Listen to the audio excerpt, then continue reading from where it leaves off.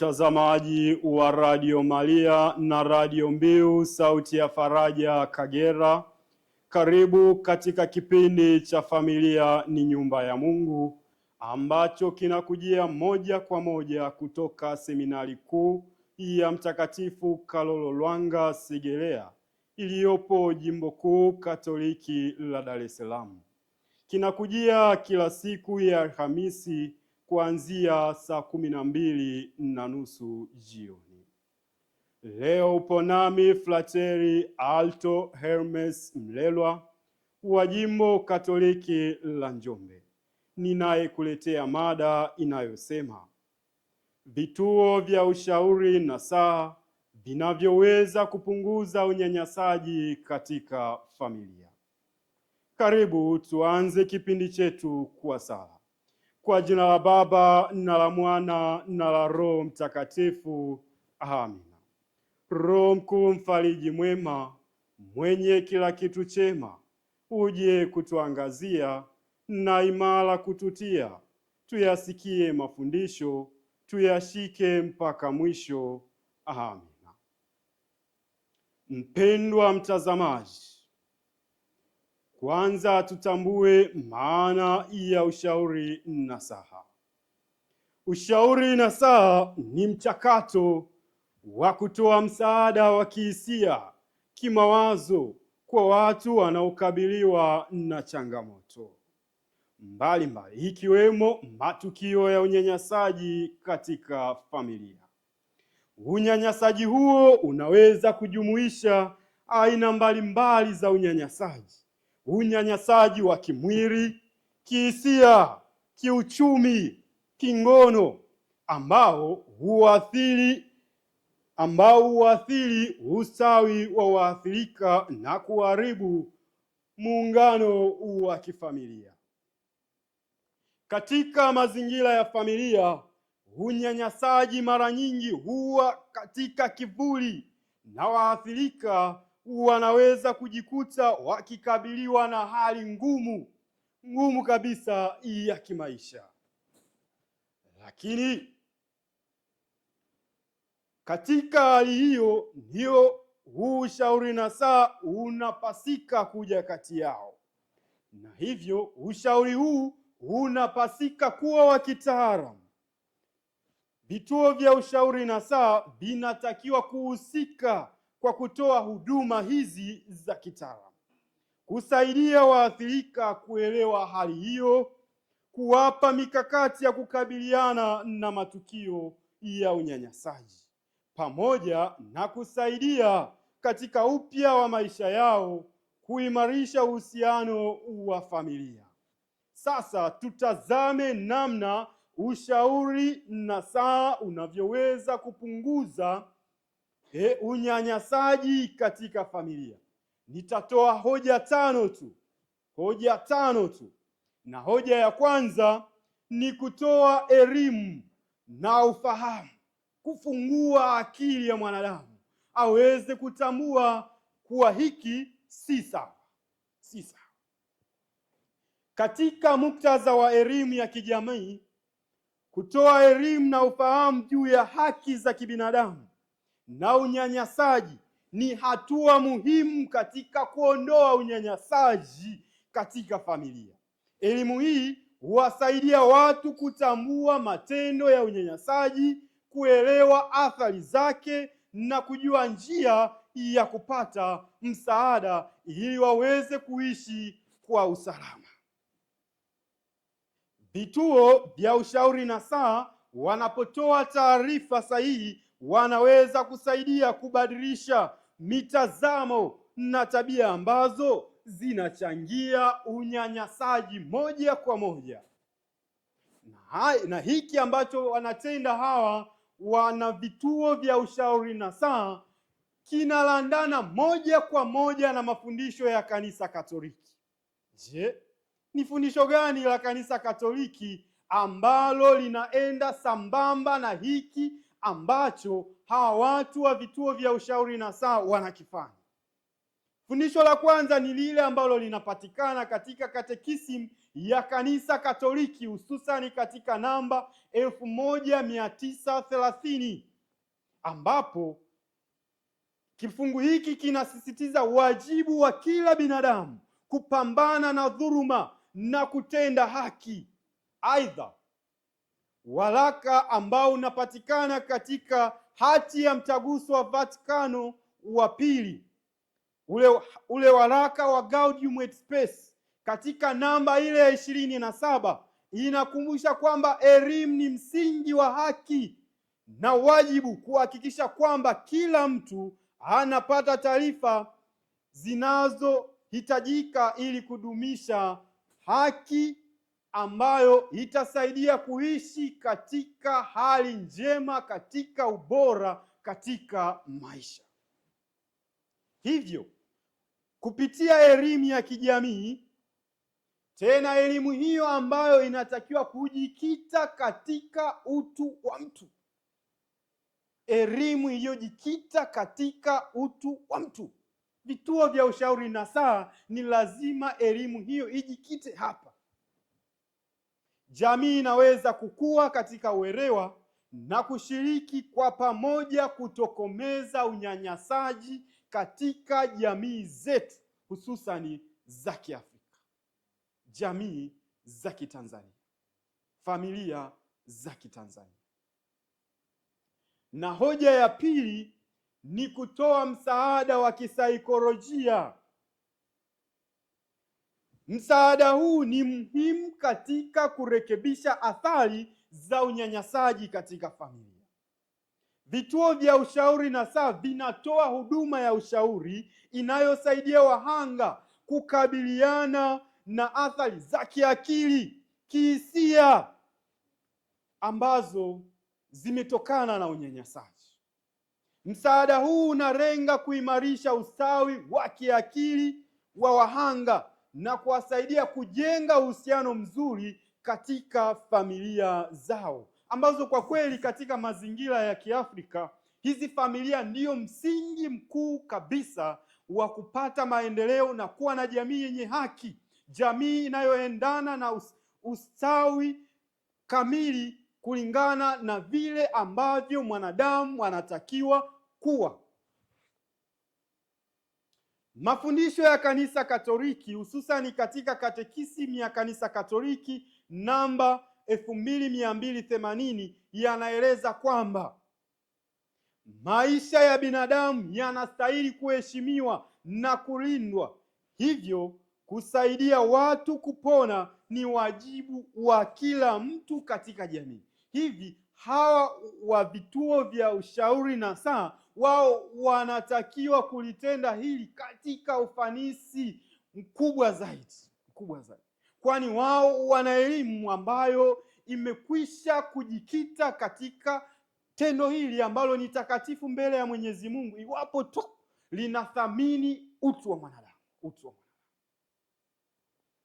Lakini pia katika hati ile ya Mtaguso wa Vatikano Sacrosanctum Concilium namba 60 inasisitiza umuhimu wa kusikia na kusaidia wale wanaopitia majaribu ikiwemo unyanyasaji. Hivi mtu ambapo yupo katika unyanyasaji haifai tu kuishia kuchukua kamera kumpiga jinsi ambavyo ananyanyaswa. Si sawa.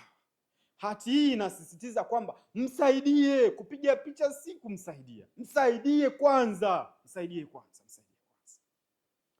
Vivyo hivyo vituo vya ushauri nasaha hutoa msaada wa kisaikolojia, kunasaidia katika mchakato wa kuponya na kurejesha wahanga katika hali ya kawaida, ambayo ipo katika inathamini utu wa mwanadamu.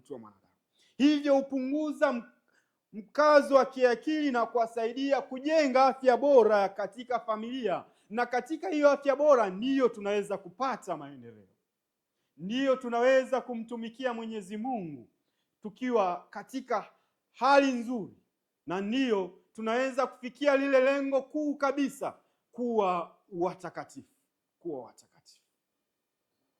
na ndiyo dhumuni na Mwenyezi Mungu kutuumba, ili tuweze kurudi kwake, tupate kuwa watakatifu.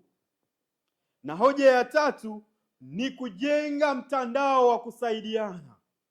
Kujenga mtandao wa kusaidiana. Mtandao huu unajengwa kati ya waathirika wanaonyanyaswa, walionyanyaswa, na jamii na vyombo vya dola. Ni muhimu kuondoa unyanyasaji katika familia. Vituo hivi vya ushauri nasaha vinaweza kutoa jukwaa ambalo watu wanaweza kuungana, kubadilishana uzoefu na kusaidiana kutafuta haki na msaada. Hii inakuza mshikamano wa kijamii na inawasaidia waathirika kuelewa kwamba hawako peke yao katika mapambano, ila katika jukwaa ambalo linahimiza kusaidiana. Na hii inasisitizwa pia katika mafundisho ya Kanisa Katoliki, hususani katika Katekisimu ya Kanisa Katoliki namba 1886, ambapo inasisitiza umuhimu wa umoja na ushirikiano katika jamii. Hii inakumbusha kwamba kila mwanadamu, kila mwanafamilia anawajibika katika ustawi wa mwingine. Hivi anaponyanyaswa mwingine, ni lazima sote tuumie kwamba ule utu wake unaumia, na utu wake ni sawa na utu wangu. Kuumia kwa utu wake ni sawa na kuumia kwa utu wangu. Ndiyo maana ni lazima tunyanyuke wote kwa pamoja, tusaidiane kuhakikisha huu unyanyasaji unaondoka. Japo hivi vituo vya ushauri nasaha vyenyewe vinatakiwa kuwa nafasi ya kwanza kuhimiza jamii kuhakikisha tunafikia lengo hili. Mpendwa mtazamaji, kama ndio unafungua simu yako, kipindi hewani ni Familia Nyumba ya Mungu, kinachokujia moja kwa moja kutoka Seminari Kuu ya Mtakatifu Kalolo Lwanga Segerea, na upo nami Frateri Alto Hermes Mlelwa wa Jimbo Katoliki la Njombe, ninayeeleza namna vituo vya ushauri nasaha vinavyoweza kupunguza unyanyasaji katika familia. Basi tuendelee. Hoja ya 4. Vituo vya ushauri nasaha vinahusika moja kwa moja katika uundwaji wa mfumo wa usalama. Vinachangia kwa kiwango kikubwa kupunguza unyanyasaji katika familia kwa kuanzisha hii mifumo ya usalama inayolenga kushirikisha waathirika na jamii kwa ujumla. Mifumo ya usalama inapaswa kujumuisha hatua kama vile utoaji wa taarifa, msaada wa kisheria, mpango wa ulinzi kwa wahanga. Hivi inajumuisha elimu kuhusu haki za binadamu na njia ya kutafuta msaada, ambayo inawafanya waathirika waweze kuelewa uwezo wao wa kuchukua waweze kuelewa uwezo wao na kuchukua hatua stahiki ili kulinda ustawi wao na ustawi wa wengine. Na pia katika mafundisho ya Kanisa Katoliki, hususan katika Katekisimu ya Kanisa Katoliki namba 1931, inasisitiza kwamba wajibu wa kila mtu kulinda na kupigania haki za wengine, huku ikieleza kwamba jamii inapasika kutoa ulinzi kwa watu walio katika hatari. Pia Mtaguso wa Vatikano kupitia hati yake ya Dignitatis Humanae namba 8 inasisitiza umuhimu wa kuhakikisha ulinzi wa haki ya binadamu kama wajibu wa serikali na jamii nzima kwa ujumla. Aidha, Biblia inakazia zaidi katika kitabu cha Isaya sura ya 1 aya ya 17, ambapo inasema hivi: jifundisheni kutenda mema, tafuteni haki, fanyeni mema, mpelekee yule anayekandamizwa haki.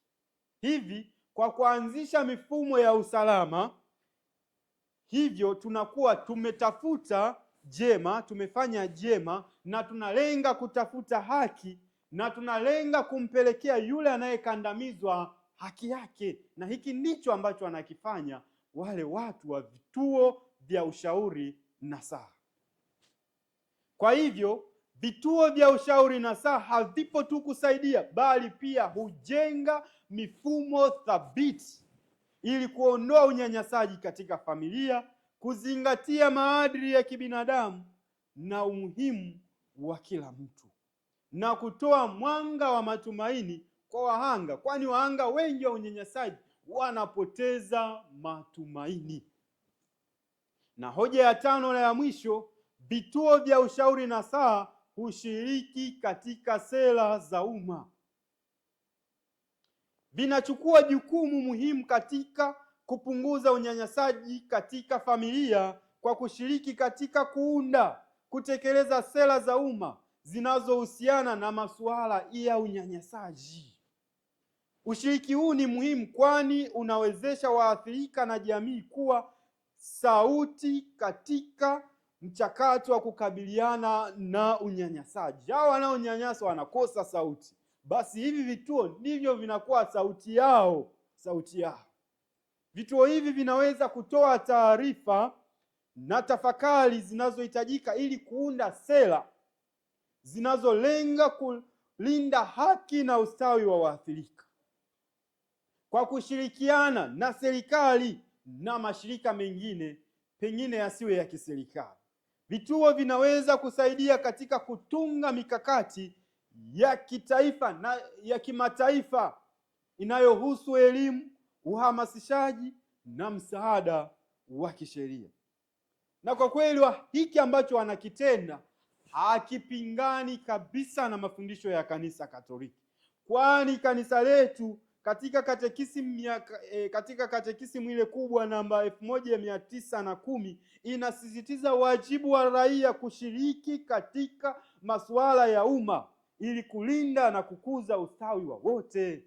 Ndiyo kusema hawa yawezekana ni raia, ni waamini wa Kanisa Katoliki wanatimiza jukumu hili, na kama si raia au waamini wa Kanisa Katoliki, basi wanatimiza mpango wa Mungu katika kule ambako wanaamini, katika dini ile ambayo wanaiamini, ambayo imejikita katika utu wa mwanadamu,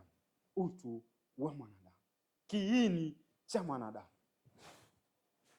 Pia Mtaguso wa Vatikano katika waraka wa Gaudium et Spes namba 75 inakumbusha kwamba kila mtu anapaswa kutoa ushirikiano wa katika kutafakari na kutunga sheria zenye tija kwenye maslahi ya jamii, kwenye maslahi ya utu wa mwanadamu. Kwa hiyo vituo vya ushauri nasaha kile ambacho vinakitenda ni sawa kabisa na ni jambo la kicho mbele ya mwanadamu na mbele ya Mwenyezi Mungu, na hivi watapata thawabu yao iliyo njema. Hitimisho, vituo vya ushauri nasaha vina jukumu muhimu katika kupunguza unyanyasaji katika familia kwa njia mbalimbali, kama vile kutoa elimu na ufahamu, msaada wa kisaikolojia, kujenga mitandao ya kusaidiana na kurekebisha mifumo isiyofaa. Kwa kushiriki katika kuunda sera za umma, vituo hivi vinahakikisha kwamba sauti za waathirika zinatambuliwa na kutumiwa kuleta mabadiliko chanya katika familia. Pia huduma za ushauri nasaha zinapaswa kuunganishwa na vyombo vya dola ili kuunda mazingira salama kabisa kwa wahanga. Kila mtu katika jamii anapaswa kubeba jukumu la kupambana na unyanyasaji kwa kufanya kazi pamoja na vituo vya ushauri ili kukuza jamii yenye heshima na usawa. Jambo moja muhimu zaidi, hawa wa vituo vya ushauri nasaha ni lazima kile wanachokitetea kiwe kimejikita katika utu wa mwanadamu, kuhakikisha utu wa mwanadamu unatunzwa. Sije ikawa katetea kile ambacho hakilingani na utu wa mwanadamu, mfano matendo ya ndoa za jinsia moja. Inawezekana vituo fulani vinatetea vikidai hii ni haki. Hapana, hii si haki, si sawa kabisa kulingana na utu wa mwanadamu. Hakina chimbuko katika utu wa mwanadamu. utu wa mwanadamu, na matendo mengine mengi ambayo hayajikiti hapo kwenye utu wa mwanadamu, kwa kweli inakuwa si hili. Hadi kufikia hapa tumefika tamati ya kipindi chetu cha Familia Nyumba ya Mungu, katika mada inayosema hivi: vituo vya ushauri nasaha vinaweza kupunguza unyanyasaji katika familia kwa namna zipi? Naamini umejifunza mengi, japo kwa ufupi tu. Usikose kuungana nasi tena muda na wasaa kama huu, na leo ulikuwa nami Frateri Alto Hermes Mlelwa, ninayelelewa katika seminari kuu ya Mtakatifu Karol Lwanga Segerea, inayopatikana katika Jimbo Kuu Katoliki la Dar es Salaam. Tunakaribisha mapendekezo, maoni, ushauri kwa kutuandikia ujumbe kupitia namba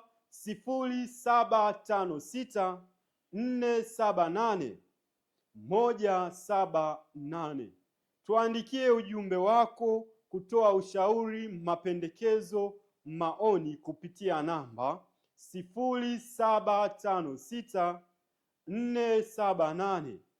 0756478178. Karibu tuhitimishe kipindi chetu kwa sala.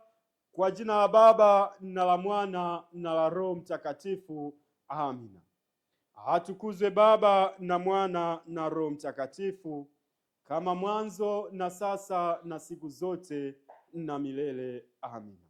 Asanteni sana kwa kunisikiliza.